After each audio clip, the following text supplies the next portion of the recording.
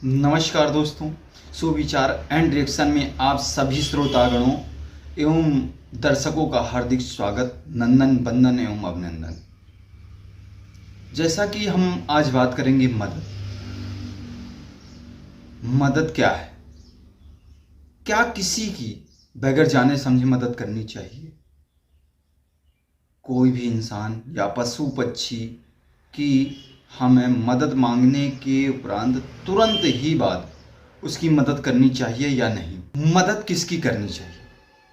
जो हर जगह दर दर की ठोकरों को खाकर जब कोई इंसान या पशु पक्षी या अन्य जीव पूरी तरह से अपने दिमागी और शारीरिक मेहनत, शारीरिक शक्ति का उपयोग करके अगर अपने मुकाम पर नहीं पहुंच पा रहे हैं, वो किसी दिक्कत, मुसीबत, परेशानी में फंसे हुए हैं, उसके बाद में उन्होंने अपना पूरा जोर लगा लिया, पूरी तरह से वो असहाय हैं, तब आपको मदद करनी चाहिए किसी की।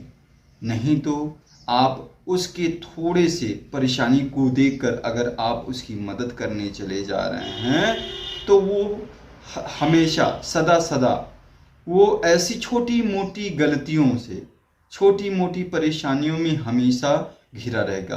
क्या हर वक्त आप या आप जैसा कोई भी व्यक्ति किसी की मदद कर सकता है? नहीं कर सकता। इसलिए उस इंसान को या उस पशु पक्षी को पहले अपनी पूरी शक्ति लगा लेने दीजिए। जब वो अपनी पूरी शक्ति लगा देने के बावजूद भी उस परेशानी से नहीं निकल पा रहा है, तब आपको उसकी परेशानी से निकलने के लिए रास्ता दिखाना चाहिए, बताना चाहिए या उसकी मदद करनी चाहिए। क्योंकि यह दुनिया की रीत है, सबके पास परेशानियां होती हैं, किसके पास नहीं होती हैं।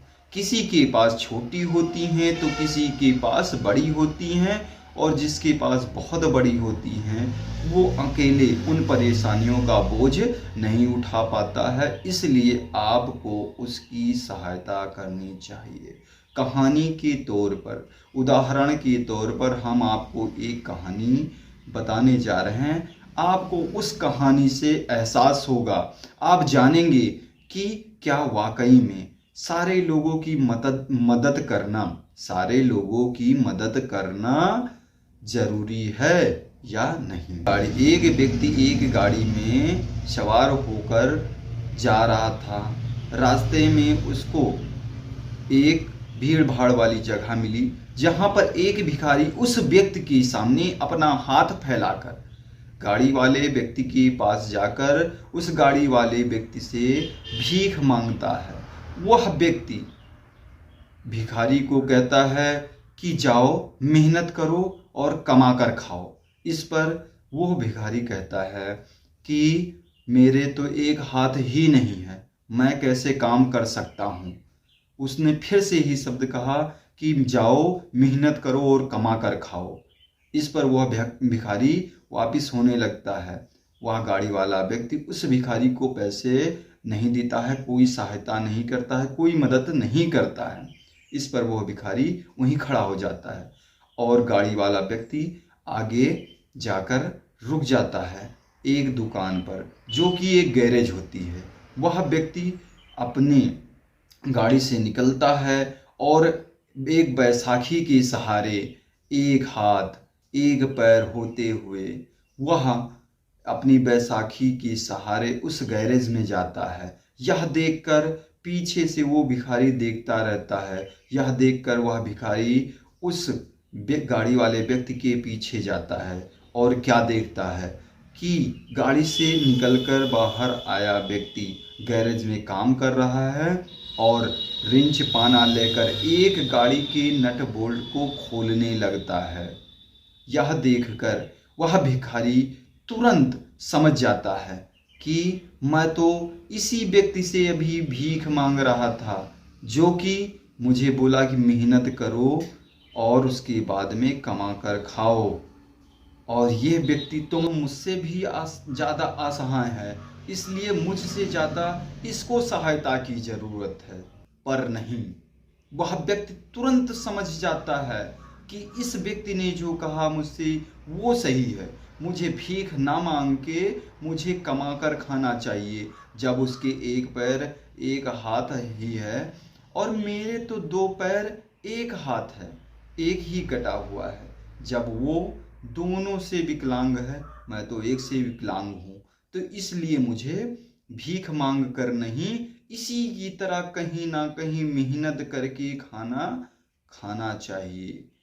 इसलिए मेरे दोस्तों, अब उस भिखारी के दिमाग में ये आता है कि मुझे मेहनत करनी चाहिए, और वो अपनी ज़िंदगी को उसी दिन से सुधार लेता है, भीख नहीं मांगता है। अगर वह विकलांग व्यक्ति, गाड़ी वाला विकलांग व्यक्ति उस व्यक्ति को 10 रुपये, 5 रुपये, 100 रुपये अगर दे भी देता, फिर भी ये भिखारी भीख ही मांगते रहता, ना कि मेहनत करने की सोचता। उस व्यक्ति ने बड़े सूझबूझ और जानकारी और अपने ऊपर बीते हुए पलों को याद करके या कैसे भी करके उसने उस व्यक्ति को ऐसी शिक्षा दी कि वो जीवन भर ना भूल पाए, और वह व्यक्ति भिखारी उसी दिन से मेहनत करके कमा कर खाने लगा।